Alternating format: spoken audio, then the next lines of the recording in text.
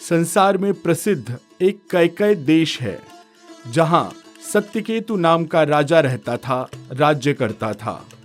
वह धर्म की धुरी को धारण करने वाला, नीति की खान, तेजस्वी, प्रतापी, सुशील, बलवान था। उसके 2 वीर पुत्र थे जो सभी गुणों के भंडार और रणधीर थे। राज्य का उत्तराधिकारी जो बड़ा बेटा था उसका नाम प्रताप भानु था। दूसरे पुत्र का नाम अरिमर्दन था जिसकी भुजाओं में अपार बल था और जो युद्ध में पर्वत के समान अटल रहता था। भाई भाई में बड़ा मेल और सब प्रकार के दोषों और छलों से रहित सच्ची प्रीति थी। राजा ने जेठे पुत्र को यानी कि बड़े बेटे को राज्य दे दिया और अपने भगवान के भजन के लिए वन को चल दिए। जब प्रताप भानु राजा हुआ, वह वेद में बताई हुई विधि के अनुसार उत्तम रीति से प्रजा का पालन करने लगा। उसके राज्य में पाप का कहीं लेश भी नहीं रह गया।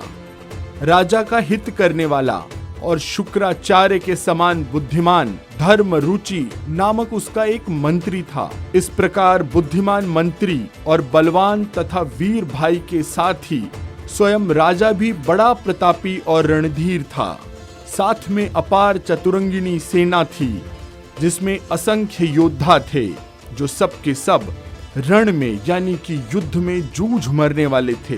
दिग्विजय के लिए सेना सजाकर वह राजा शुभ दिन शुभ मुहूर्त साध कर और डंका बजाकर चल पड़ा। जहां तहां बहुत सारी लड़ाइयां हुई, उसने सब राजाओं को बलपूर्वक जीत लिया। अपनी भुजाओं के बल से उसने 7 द्वीपों को वश में कर लिया और राजाओं से दंड अर्थात कर लेकर उन्हें छोड़ दिया। संपूर्ण पृथ्वी मंडल का उस समय भानु प्रताप ही एकमात्र चक्रवर्ती सम्राट था। संसार भर को अपनी भुजाओं के बल से वश में करके राजा ने अपने नगर में प्रवेश किया। राजा अर्थ, धर्म और काम आदि के सुखों का समय अनुसार सेवन करता था। राजा प्रताप भानु का बल पाकर भूमि सुंदर कामधेनु अर्थात मन चाही वस्तु देने वाली हो गई। उनके राज्य में प्रजा सब प्रकार के दुखों से रहित और सुखी थी। धर्मरुचि मंत्री का हरि के चरणों में प्रेम था। वह राजा के हित के लिए सदा उसको नीति सिखाया करता था। राजा गुरु, देवता, संत, पितर और ब्राह्मण इन सब की सदा सेवा करता रहता था। उसने बहुत सी बावलियां, कुएं, तालाब, फूलबाड़ियां, सुंदर बगीचे, ब्राह्मणों के लिए घर और देवताओं के लिए सुंदर विचित्र मंदिर सब तीर्थों में बनवाए। वेद और पुराणों में जितने प्रकार के यज्ञ कहे गए हैं, राजा ने एक एक करके उन सब यज्ञों को प्रेम सहित हजार हजार बार किया। राजा के हृदय में किसी फल की कामना नहीं थी। वह ज्ञानी राजा कर्म, मन और वाणी से जो कुछ भी धर्म करता था वो सब भगवान वासुदेव को अर्पित कर दिया करता था। एक बार वह राजा एक अच्छे घोड़े पर सवार होकर शिकार पर सामान सजाकर विंध्याचल के घने जंगल में गया और वहां उसने बहुत से उत्तम हिरन मारे। राजा ने वन में फिरते हुए एक सूअर को देखा। उसका शरीर भी बहुत विशाल और मोटा था। घोड़े की आहट पाकर वह घुघराता हुआ कान उठाए चौकन्ना होकर देख रहा था। उस सूअर को देखकर राजा घोड़े को चाबुक लगाकर तेजी से चला और उसने सूअर को ललकारा कि अब तेरा बचाव नहीं हो सकता। अधिक शब्द करते हुए घोड़े को अपनी तरफ आता देख सूअर पवन के वेग से भाग चला और राजा ने तुरंत ही बाण को धनुष पर चढ़ाया और सूअर बाण को देखते ही धरती में दुबक गया। राजा तक तक कर तीर चलाता है परंतु सूअर छल करके शरीर को बचाता जाता है। वह पशु कभी प्रकट होता और कभी छिपता हुआ भाग जाता और राजा भी क्रोध के वश उसके साथ यानी उसके पीछे लगा चला जाता था। सूअर बहुत दूर ऐसे घने जंगल में चला गया जहां हाथी घोड़े का निबाह यानी गमन संभव नहीं था। राजा बिल्कुल अकेला था, फिर भी राजा ने उस पशु का पीछा करना नहीं छोड़ा। राजा को बड़ा धैर्यवान देखकर सूअर भागकर पहाड़ी की एक गहरी गुफा में जा घुसा। उसमें जाना कठिन देखकर राजा को बहुत पछतावा हुआ और लौटना पड़ा, पर उस घोर वन में वह रास्ता भूल गया। बहुत परिश्रम करने से थका हुआ और घोड़े समेत भूख प्यास से व्याकुल राजा नदी तालाब खोजता पानी के लिए बेहाल हो गया। वन में फिरते फिरते उसने एक आश्रम देखा। वहां कपट से मुनि का वेश बनाए एक राजा रहता था, जिसका देश राजा प्रताप भानु ने छीन लिया था और जो सेना को छोड़कर युद्ध से भाग गया था। प्रताप भानु का समय अच्छे दिन जानकर और अपना कुसमय यानी बुरे दिन अनुमान करके उसके मन में बड़ी ग्लानि हुई। इससे वह न तो घर गया और न अभिमानी होने के कारण राजा प्रताप भानु से ही मिला। दरिद्र की भांति मन ही में क्रोध को मारकर वह राजा तपस्वी के वेश में वन में रहने लगा था। राजा प्रताप भानु उसी के पास गया। उसने तुरंत पहचान लिया कि यह प्रताप भानु है। राजा प्यासा होने के कारण व्याकुलता में उसे पहचान न सका। सुंदर वेश देखकर राजा ने उसे महामुनि समझा और घोड़े से उतरकर उसे प्रणाम किया, परंतु बड़ा चतुर होने के कारण राजा ने उसे अपना नाम नहीं बतलाया। राजा को प्यासा देखकर उसने सरोवर दिखला दिया। हर्षित होकर राजा ने घोड़े सहित उसमें स्नान किया और जलपान किया। सारी थकावट मिट गई। राजा सुखी हो गया और सूर्यास्त का समय जानकर उसने राजा को बैठने के लिए आसन दिया और फिर वह तपस्वी कोमल वाणी से बोला, तुम कौन हो? जीवन की परवाह न करके वन में अकेले क्यों फिर रहे हो? तुम्हारे चक्रवर्ती राजा के समान लक्षण देख करके मुझे बड़ी दया आती है। हे मुनीश्वर, सुनिए, प्रताप भानु नाम का एक राजा है। मैं उसका मंत्री हूँ। शिकार के लिए फिरते हुए राह भूल गया हूँ।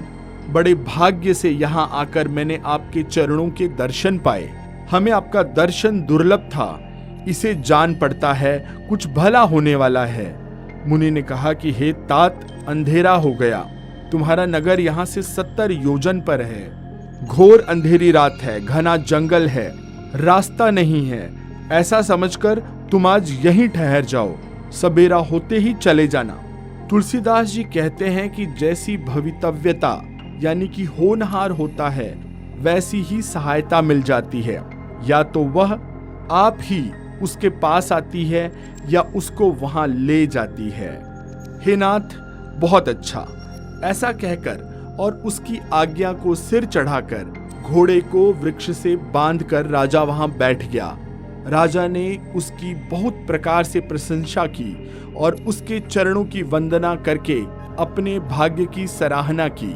फिर सुंदर कोमल वाणी से कहा कि हे प्रभु, आपको पिता जानकर मैं ढिठाई कर रहा हूँ।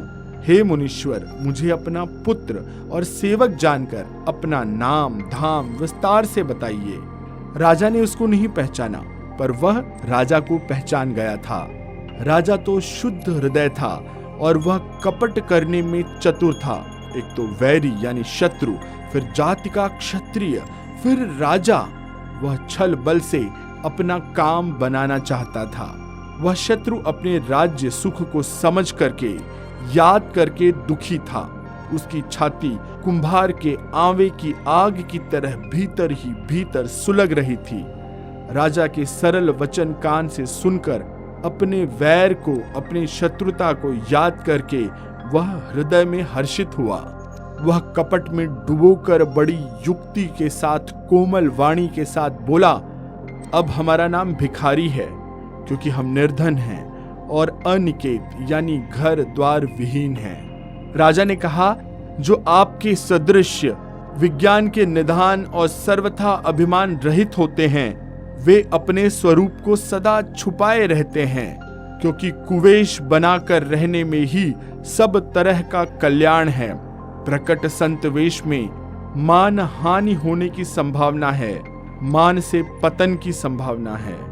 इसी से तो संत और वेद पुकार कर कहते हैं कि परम अकिंचन, सर्वथा अहंकार, ममता और मान रहित ही भगवान को प्रिय होते हैं।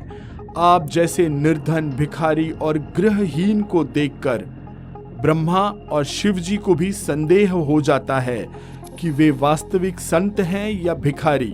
मैं आपके चरणों में नमस्कार करता हूँ। हे स्वामी, अब मुझ पर कृपा कीजिए। अपने ऊपर राजा की स्वाभाविक प्रीति और अपने विषय में उसका अधिक विश्वास देखकर सब प्रकार से राजा को अपने वश में करके अधिक स्नेह दिखाता हुआ वह कपट तपस्वी बोला, हे राजन सुनो, मैं तुमसे सत्य कहता हूँ, मुझे यहाँ रहते हुए बहुत समय बीत गया है। अब तक न तो कोई मुझसे मिला है और न मैं अपने को किसी पर प्रकट करता हूँ, क्योंकि लोक में प्रतिष्ठा अग्नि के समान है जो तप रूपी वन को भस्म कर डालती है। कपट तपस्वी ने कहा, इसी से मैं जगत में छिप कर रहता हूँ। श्री हरि को छोड़कर किसी के भी कुछ भी प्रयोजन नहीं रखता। प्रभु तो बिना जनाए ही सब जानते हैं। फिर कहो, संसार को रिझाने से क्या सिद्धि मिलेगी? तुम पवित्र और सुंदर बुद्धि वाले हो, इससे मुझे बहुत ही प्रिय हो और तुम्हारी भी मुझ पर प्रीति और विश्वास है। हे तात, अब यदि मैं तुमसे कुछ छिपाता हूं तो वह मुझे भयानक दोष लगेगा। ज्यों ज्यों वह तपस्वी उदासीनता की बातें करता था, त्यों त्यों राजा को विश्वास उत्पन्न होता जाता था। जब उस बगुले की तरह ध्यान लगाने वाले कपटी मुनि ने राजा को कर्म, मन और वचन से अपने वश में जाना, तब वह बोला, हे भाई, हमारा नाम एक तनु है। यह सुनकर राजा ने फिर सिर झुकाकर कहा कि मुझे अपना अत्यंत अनुरागी सेवक जानकर अपने नाम का अर्थ समझाइए, कहिए। कपटी मुनि ने कहा कि जब से सृष्टि उत्पन्न हुई थी तभी मेरी भी उत्पत्ति हुई थी। तब से मैंने फिर देह नहीं धारण की, इसीलिए मेरा नाम एक तनु है। हे पुत्र, मन में आश्चर्य मत करो, तप से कुछ भी दुर्लभ नहीं है। तप के बल से ब्रह्मा जगत को रचते हैं। तप ही के बल से विष्णु संसार का पालन करने वाले बने। तप ही के बल से रुद्र संहार करते हैं। संसार में ऐसी कोई वस्तु नहीं जो तप से न मिल सके। यह सुनकर राजा को बड़ा अनुराग हुआ। तब वह तपस्वी पुरानी कथाएं बताने लगा। कर्म, धर्म और अनेक प्रकार के इतिहास कहकर वह वैराग्य और ज्ञान का निरूपण करने लगा। सृष्टि की उत्पत्ति, पालन, संहार और अपार आश्चर्य भरी कथाएं उसने विस्तार से कही। राजा सुनकर उस तपस्वी के वश में हो गया और तब वह उसे अपना नाम बताने लगा। तपस्वी ने कहा, राजन, मैं तुमको जानता हूं, तुमने कपट किया, वह मुझे अच्छा लगा। हे राजन सुनो, ऐसी नीति है कि राजा लोग जहां तहां अपना नाम नहीं कहते। तुम्हारा स्वाभाविक सीधापन, सरलता, प्रेम, विश्वास और नीति में निपुणता देखकर मेरे मन में तुम्हारे ऊपर बड़ी ममता उत्पन्न हो गई है। अब मैं प्रसन्न हूं, इसमें संदेह न करना। हे राजन, जो मन को भावे वही मांग लो। सुंदर प्रिय वचन सुनकर राजा हर्षित हो गया और मुनि के पैर पकड़कर उसने बहुत प्रकार से विनती की। हे दया सागर मुनि, आपके दर्शन से ही चारों पदार्थ अर्थात अर्थ, धर्म, काम और मोक्ष मेरी मुट्ठी में, मेरे हाथों के नीचे आ चुके हैं। तो भी स्वामी को प्रसन्न देखकर मैं यह दुर्लभ वर मांगकर क्यों न शोक रहित हो जाऊं। मेरा शरीर वृद्धावस्था, मृत्यु और दुख से रहित हो जाए। मुझे युद्ध में कोई जीत न सके और पृथ्वी पर मेरा 100 कल्प तक एक छत्र अकंटक राज्य हो। तपस्वी ने कहा कि हे राजन, ऐसा ही हो, पर एक बात कठिन है, उसे भी सुन लो। हे पृथ्वी के स्वामी, केवल ब्राह्मण कुल को छोड़ काल भी तुम्हारे चरणों पर सिर नवाएगा। तप के बल से ब्राह्मण सदा बलवान रहते हैं, उनके क्रोध से रक्षा करने वाला कोई नहीं है। हे नरपति, यदि तुम ब्राह्मणों को वश में कर लो तो ब्रह्मा, विष्णु और महेश भी तुम्हारे अधीन हो जाएंगे। ब्राह्मण कुल से जोर जबरदस्ती नहीं चल सकती। मैं दोनों भुजाएं उठाकर सत्य कहता हूं। हे राजन सुनो, ब्राह्मण के श्राप से तुम्हारा नाश किसी काल में नहीं होगा। राजा उसके वचन सुनकर बड़ा प्रसन्न हुआ और कहने लगा, हे स्वामी, मेरा नाश अब नहीं होगा। हे कृपा निधान प्रभु, आपकी कृपा से मेरा सब समय कल्याण होगा। एवमस्तु, ऐसा ही हो कहकर वह कुटिल कपटी मुनि फिर बोला, किंतु तुम मेरे मिलने तथा अपने राह भूल जाने की बात किसी से कहना नहीं। यदि कह दोगे तो हमारा दोष नहीं। हे राजन, मैं तुमको इसलिए मना करता हूं कि इस प्रसंग को कहने से तुम्हारी बड़ी हानि होगी। छठे कान में यह बात पड़ते ही तुम्हारा नाश हो जाएगा। हे प्रताप भानु, सुनो, इस बात के प्रकट करने से अथवा ब्रह्मांड के शाप से तुम्हारा नाश होगा और किसी उपाय से नहीं। चाहे ब्रह्मा और शंकर भी मन में क्रोध करें, तुम्हारी मृत्यु नहीं होगी। राजा ने मुनि के चरण पकड़कर कहा कि हे स्वामी, सत्य ही है, ब्राह्मण और गुरु के क्रोध से कहिए कौन रक्षा कर सकता है। यदि ब्राह्मण भी क्रोध करे तो गुरु बचा लेते हैं, पर गुरु से विरोध करने पर जगत में कोई भी बचाने वाला नहीं है। यदि मैं आपके कथन के अनुसार नहीं चलूंगा तो भले ही मेरा नाश हो जाए, मुझे इसकी चिंता नहीं है। मेरा मन तो हे प्रभु केवल एक ही डर से डरता है कि ब्राह्मणों का शाप बड़ा भयानक होता है। वे ब्राह्मण किस प्रकार से वश में हो सकते हैं? तपस्वी ने कहा कि हे राजन, सुनो, संसार में उपाय तो बहुत हैं, पर वे कष्ट साध्य हैं, बड़ी कठिनता से बनने में आते हैं, और इस पर भी सिद्ध हो या न हो उसकी सफलता निश्चित नहीं है। हाँ, एक उपाय बहुत सहज है, परंतु उसमें भी एक कठिनता है। हे राजन, वह युक्ति तो मेरे साथ है, पर मेरा जाना तुम्हारे नगर में हो नहीं सकता। जब से पैदा हुआ हूं तब से आज तक मैं किसी के घर अथवा गांव नहीं गया, परंतु यदि नहीं जाता हूं तो तुम्हारा काम बिगड़ता है। आज यह बड़ा असमंजस आ पड़ा है।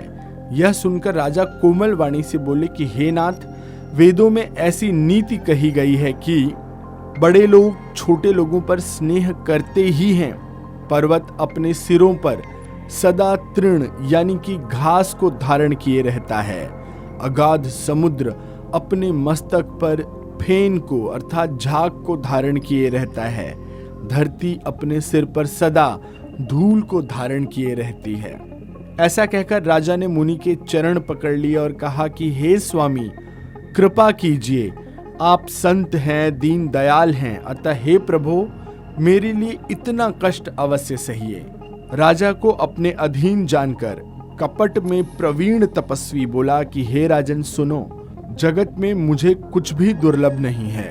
मैं तुम्हारा काम अवश्य करूंगा, क्योंकि तुम मन, वाणी और शरीर तीनों से मेरे भक्त हो। पर योग, युक्ति, तप और मंत्र का प्रभाव तभी फलीभूत होता है जब वो छुपा कर किए जाएं।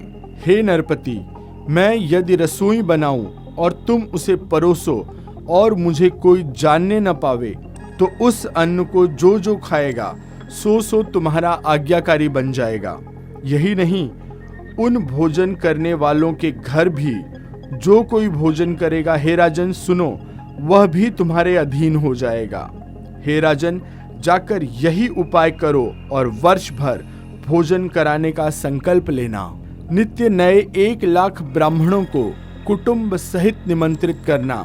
मैं तुम्हारे संकल्प के काल अर्थात 1 वर्ष तक प्रतिदिन भोजन बनाकर दिया करूंगा। इस प्रकार बहुत ही थोड़े परिश्रम से सब ब्राह्मण तुम्हारे वश में हो जाएंगे। ब्राह्मण हवन, यज्ञ और सेवा पूजा करेंगे तो उस प्रसंग संबंध से देवता भी सहज ही वश में हो जाएंगे। मैं एक और पहचान तुमको बताए देता हूँ कि मैं इस रूप में कभी ना आऊंगा। मैं अपनी माया से तुम्हारे पुरोहित को हर लाऊंगा, तप के बल से उसे अपने समान बनाकर 1 वर्ष तक यहाँ रखूंगा। और हे राजन सुनो, मैं उसका रूप बनाकर सब प्रकार से तुम्हारा काम सिद्ध करूंगा। हे राजन, रात बहुत बीत गई है, अब सो जाओ। आज से तीसरे दिन मुझसे तुम्हारी भेंट होगी। तप के बल से मैं घोड़े सहित तुमको सोते में ही घर पहुंचा दूंगा। मैं वही पुरोहित का वेश धारण करके आऊंगा। जब एकांत में तुमको बुलाकर सब कथा सुनाऊंगा तब तुम मुझे पहचान लेना। राजा ने आज्ञा मानकर शयन किया और वह कपट ज्ञानी आसन पर जा बैठा। राजा थका था, उसे खूब गहरी नींद आ गई, पर वह कपटी कैसे सोता, उसे तो बहुत चिंता हो रही थी। उसी समय वहां काल केतु राक्षस आया, जिसने सुअर बनकर राजा को भटकाया था। वह तपस्वी राजा का बड़ा मित्र था, खूब छल प्रपंच जानता था। उसके 100 पुत्र और 10 भाई थे, जो बड़े ही दुष्ट, किसी से न जीते जाने वाले और देवताओं को दुख देने वाले थे। ब्राह्मणों, संतों और देवताओं को दुखी देखकर राजा ने उन सबको पहले ही युद्ध में मार डाला था। उस दुष्ट ने पिछला वैर याद करके तपस्वी राजा से मिलकर सलाह विचारी, षड्यंत्र किया और जिस प्रकार शत्रु का नाश हो वही उपाय रचा। भावीवश राजा प्रताप भानु कुछ भी न समझ सका। तेजस्वी शत्रु अकेला भी हो तो उसे छोटा नहीं समझना चाहिए। जिसका सिर मात्र बचा था वह राहु आज तक सूर्य और चंद्रमा को दुख देता है। तपस्वी राजा अपने मित्र को देख प्रसन्न हो उठा और सुखी हो गया। उसने मित्र को सब कथा कहकर सुनाई तथा राक्षस आनंदित होकर बोला, हे राजन सुनो, जब तुमने मेरे कहने के अनुसार इतना काम कर लिया तो अब मैंने शत्रु को काबू में कर ही लिया। तुम अब चिंता त्याग सो रहो। विधाता ने बिना ही दवा के रोग दूर कर दिया।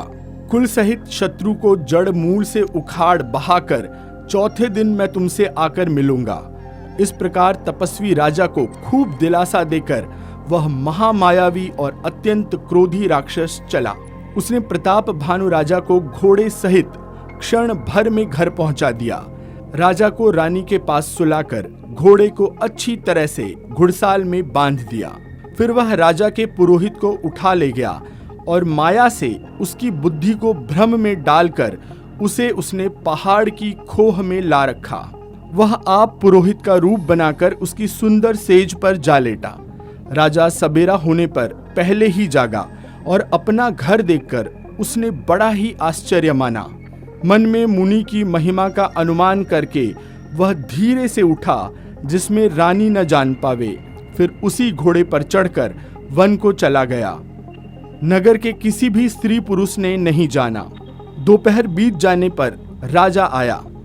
घर घर उत्सव होने लगे और बधाई बजने लगे। जब राजा ने पुरोहित को देखा तब वह अपने उसी कार्य का स्मरण करके उसे आश्चर्य से देखने लगा। राजा को 3 दिन युग के समान बीते। उसकी बुद्धि कपटी मुनि के चरणों में लगी रही। निश्चित समय जानकर पुरोहित बना हुआ राक्षस आया और राजा के साथ की हुई गुप्त सलाह के अनुसार उसने अपने सब विचार उसे समझाकर कह दिए। संकेत के अनुसार गुरु को उस रूप में पहचान कर राजा प्रसन्न हुआ।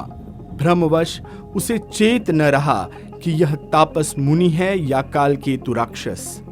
उसने तुरंत 1 लाख उत्तम ब्राह्मणों को कुटुंब सहित निमंत्रण दे दिया। पुरोहित ने 6 रस और 4 प्रकार के भोजन बनाए, जैसा कि वेदों में वर्णन है।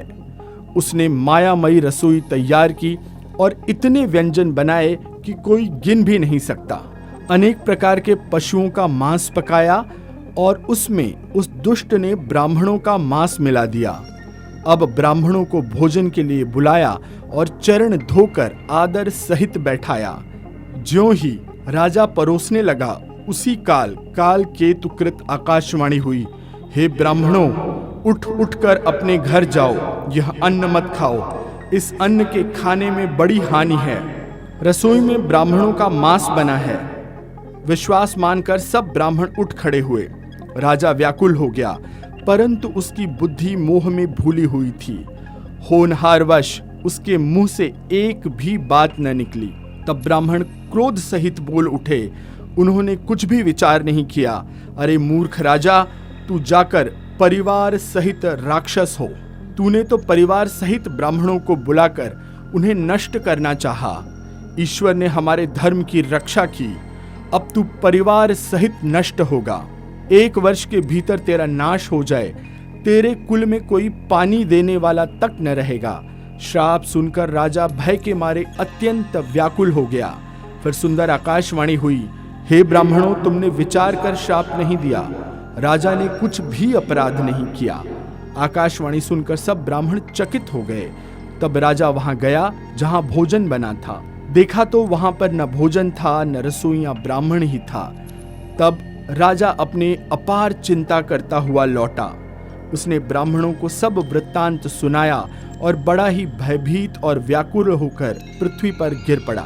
हे राजन, यद्यपि तुम्हारा दोष नहीं है तो भी होनी को कोई नहीं मिटा सकता। ब्राह्मणों का श्राप बहुत ही भयानक होता है, यह किसी तरह भी टाले नहीं टल सकता। ऐसा कहकर सब ब्राह्मण चले गए।